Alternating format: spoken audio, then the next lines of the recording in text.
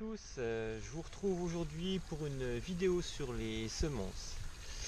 Alors je vous le dis tout de suite, c'est un thème qui me tient particulièrement à cœur, puisque on va dire qu'aujourd'hui il y a deux trois petites choses moi qui ont tendance à m'hérisser les poils.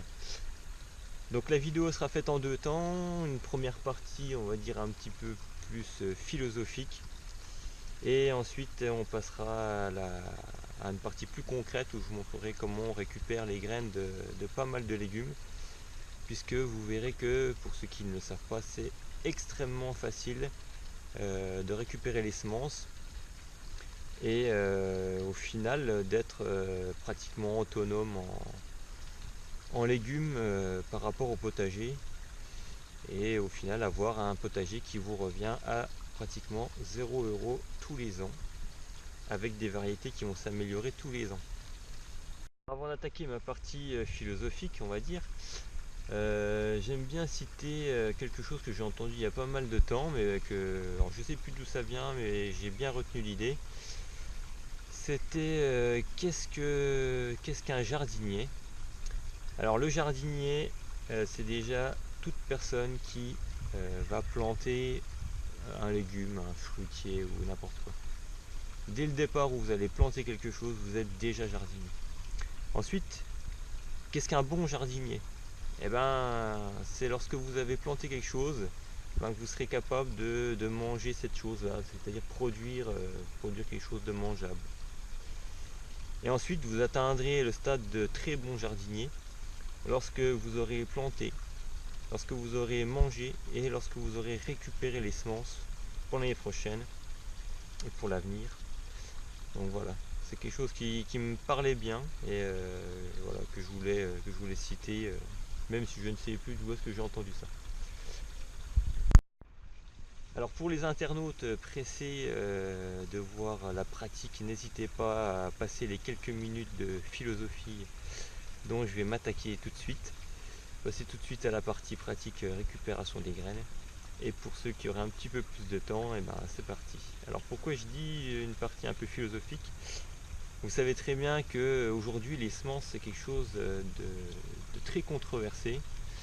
Certaines personnes ont mis la main sur un bien de l'humanité pour on ne sait quelle raison. Peut-être que ces personnes sont extrêmement importantes pour se dire qu'ils ont la décision de choisir quelles variétés on allait perpétuer et lesquelles on allait abandonner et faire disparaître.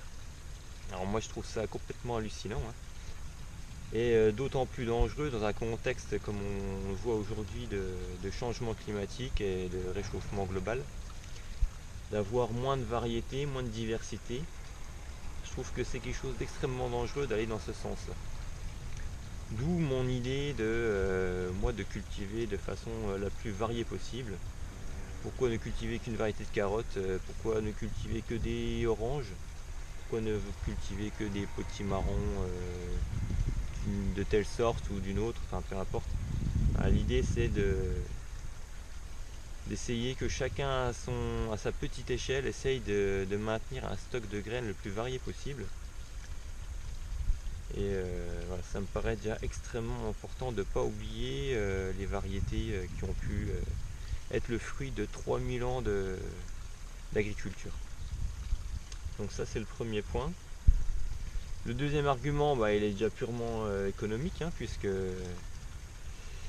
récupérer ses semences, c'est atteindre l'autonomie, c'est manger gratuitement et sainement, et ce qui n'est pas négligeable dans un contexte comme aujourd'hui où le moindre kilo de fruits de qualité dans un supermarché, ça atteint tout de suite des sommes extraordinaires. Alors qu'ils les valent, parce qu'il faut bien que l'agriculteur biologique ou celui qui fait l'effort de cultiver de qualité soit rémunéré à la hauteur de son travail. Donc ça les vaut tout à fait, il n'y a pas de souci là-dessus. Mais bon, on peut chacun chez soi produire gratuitement pour celui qui s'en donne la peine. Autre point non négligeable, je dirais même super important, sur l'intérêt de récupérer ces semences, c'est que vous allez adapter vos semences à votre terrain, à votre terroir, Les graines ont la capacité en quelques années, 7, 8 selon les spécialistes, peut-être un petit peu plus, enfin bref. Les graines ont la capacité de s'adapter à votre sol, à l'hydrométrie d'où vous vous trouvez. Et d'ailleurs, j'entends un agriculteur aujourd'hui qui me dit bah, moi c'est même pas la peine que je plante du blé bio ou je ne sais quoi, ça pousse rien, bah évidemment, puisqu'il n'a plus la matière première, c'est-à-dire la semence, qui est adaptée comme le faisaient tous les anciens agriculteurs, c'est-à-dire qu'ils ils récupéraient leurs grains pour le semer. Donc évidemment, il leur faudrait 6, 7, 8 ans pour avoir des semences de qualité qui poussent correctement chez eux. D'autant plus qu'après 50 ans de labour, je peux vous dire que le sol, bah, évidemment, il ne doit plus offrir grand-chose à manger à ces pauvres céréales. Enfin bref, je leur tire. Je vais pas les blâmer puisque je les adore et puis à leur place, je sais pas moi comment je produirais si j'étais agriculteur. Enfin en tout cas, je produirais certainement autrement. Alors il existe des semenciers qui font cet effort d'essayer de garder un maximum de diversité. Hein. En France, il y a des super semenciers. D'ailleurs, moi j'ai commencé mon potager grâce à eux, hein. Je les en remercie vivement. Pour en citer quelques-uns, bah, les plus connus, ce serait Cocopelli. Il y aurait le Biogerme. Je vous en montre un exemplaire, par exemple. Là, voilà. Hop. Donc tous des semenciers qui font l'effort de préserver la qualité des graines anciennes et reproductibles et qui essayent de le diffuser un maximum. Et grâce à ces semenciers-là, bah, j'ai pu atteindre moi aujourd'hui l'autonomie sans problème de mes graines. Puisque là aujourd'hui, bah, vous voyez, hein, une toute petite partie de mes semences voilà, se trouve là. Voilà, donc à qui s'en donne la peine, il y a vraiment de quoi manger pour rien, on va dire. Allez, assez causé. Si vous voulez en débattre dans les commentaires en dessous, n'hésitez pas sous la vidéo. On va passer à la partie pratique, puisque je sais que vous n'aimez pas les vidéos trop longues où on s'en perd en blablatage. C'est parti. Alors on commence tout de suite avec la récupération des semences de salade. C'est pour savoir quand récupérer ces semences de salade, c'est très simple. Il faut atteindre le stade comme ceci, le stade plumeau. Et une fois que c'est à ce stade que les pieds sont montés, alors évidemment hein, j'ai laissé les semences sur un pied qui avait poussé extrêmement bien, que je n'ai pas mangé. Et donc ici on a de la laitue géante de Neckar. Donc je récupère, je coupe tout ça et vous voyez qu'à l'intérieur, voilà, c'est toute petite graine hein, et ben voilà. Ça c'est les pieds de salade de l'année prochaine. Donc vous imaginez que dans un bouquet il y a une bonne dizaine de graines, un petit bouquet comme ça là, voire plus, on les voit, voilà, on les voit là. Donc imaginez le nombre de salades que je fais avec un pied comme ça. C'est faramineux. Donc on va pas s'en priver. Donc voilà, première partie, les salades. Ok, on va passer maintenant aux tomates.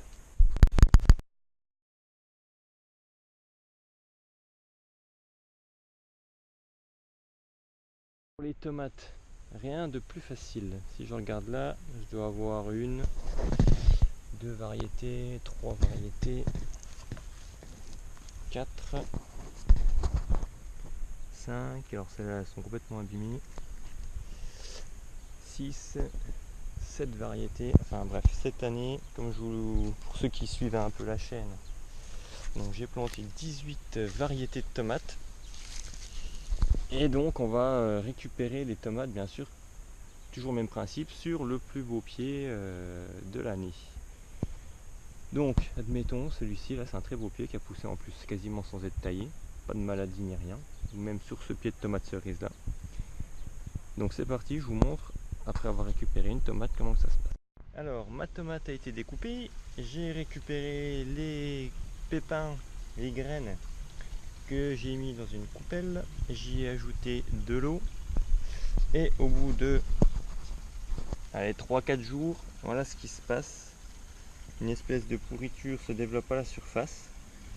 C'est le temps de récupérer cette fois les graines. Alors pourquoi est-ce qu'on les fait macérer dans l'eau? C'est tout simplement parce que les graines sont entourées d'une petite gélatine, hein, vous avez certainement déjà dû voir ça. Et donc si on les récupère comme ça, et ou qu'on les met sur du papier d'essuie-tout, ça va coller. Donc j'ai mes graines ici d'ananas noir, tomate ananas noir. Je vais les passer dans un tamis. Voilà, de ce type là, hein, une petite maryse de cuisine, ça va très bien. Les verser dans le petit tamis, je referme, je rince bien ça. Alors on peut simplement les mettre sous l'évier, hein, ça sera tout aussi simple, mais là comme j'étais en extérieur, on a fait comme ça. Vous voyez qu'il n'y a pas qu'une seule technique, hein. Quand on vous dit qu'il faut faire ceci ou cela, vous imaginez bien que le but c'est uniquement de récupérer les graines et de les faire sécher pour pouvoir les conserver correctement. Voilà. Et les graines sont là.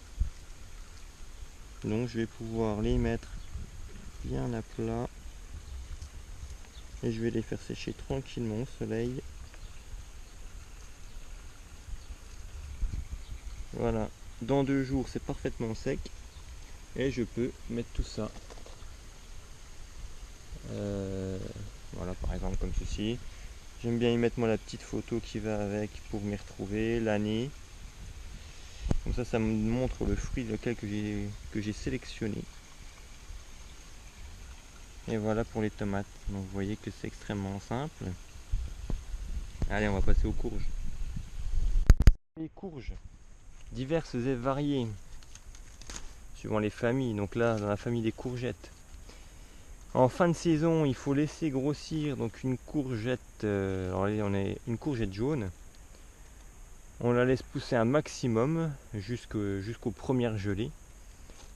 Et donc on récupérera les graines qu'on fera sécher sur de papier essuie-tout, papier absorbant.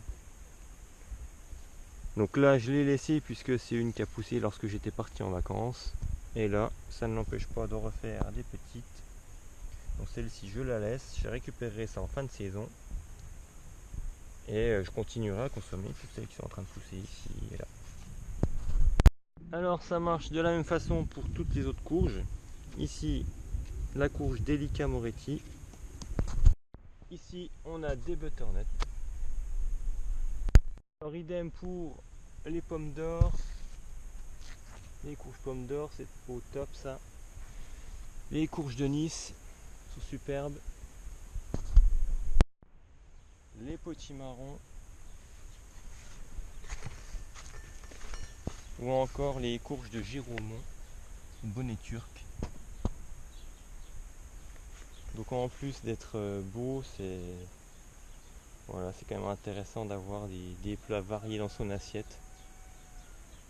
Et c'est extrêmement simple. Pour les petits pois, encore plus simple que les tomates. Il suffit d'attendre que vos petits pois soient bien secs comme ça. Vous en aurez bien sûr laissé quelques-uns exprès pousser pour récupérer les graines, hein, puisque si vous cueillez tout et vous voulez tout manger, évidemment il n'y aura plus rien. Et on voit déjà que les premières graines là, les premières gousses sont éclatées et on peut déjà voir les graines qui sont à l'intérieur. Donc voilà, toujours la même histoire, le plus beau plan, enfin les plus beaux plans.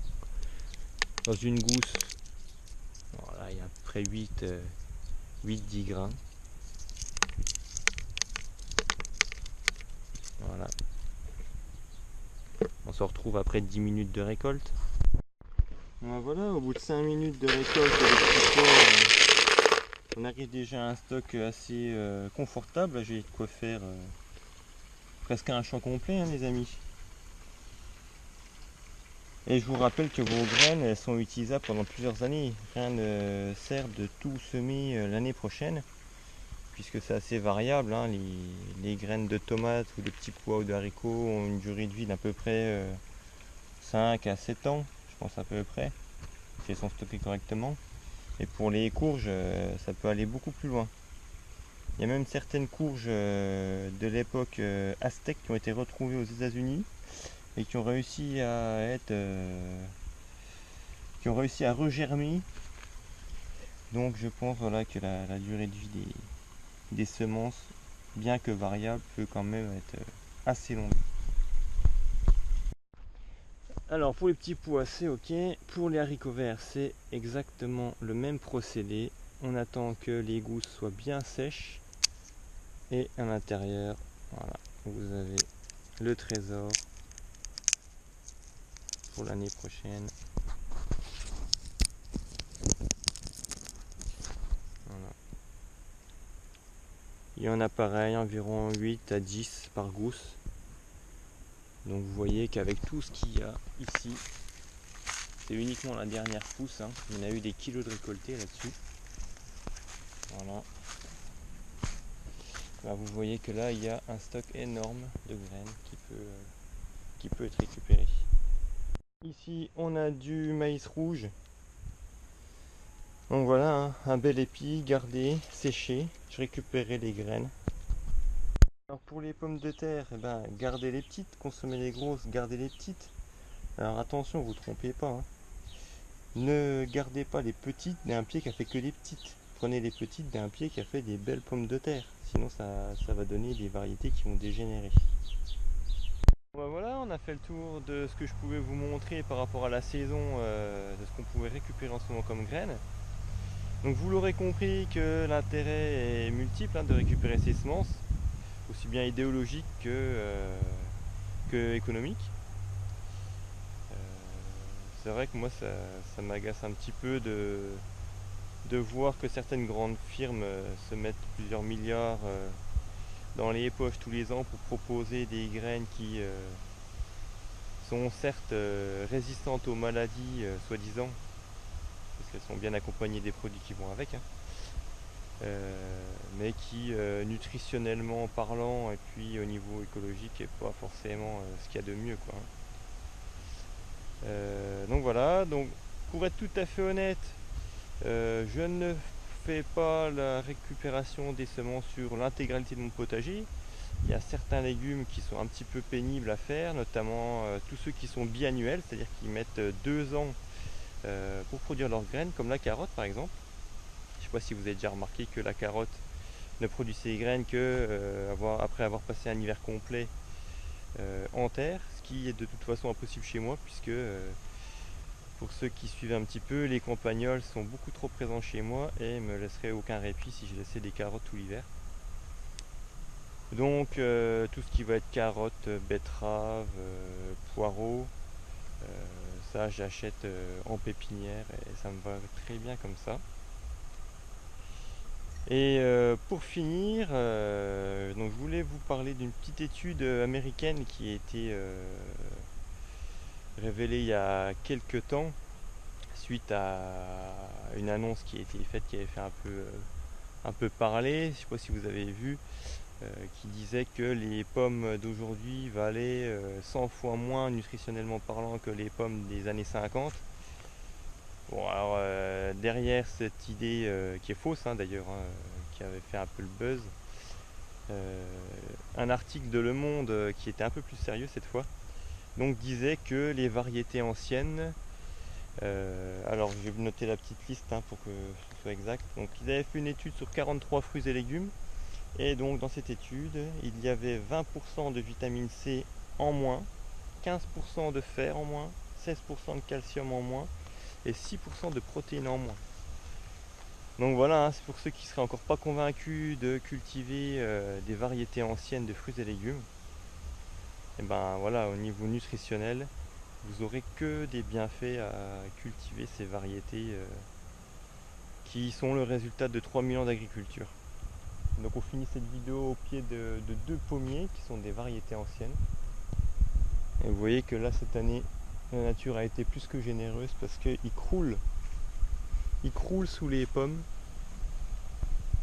et c'est magnifique. Alors merci une nouvelle fois d'avoir suivi mes vidéos. N'hésitez pas à la partager, à la commenter. Ça me ferait toujours un plaisir de répondre à vos questions ou à vos commentaires. Et je vous dis à bientôt pour une prochaine vidéo. Allez, ciao ciao!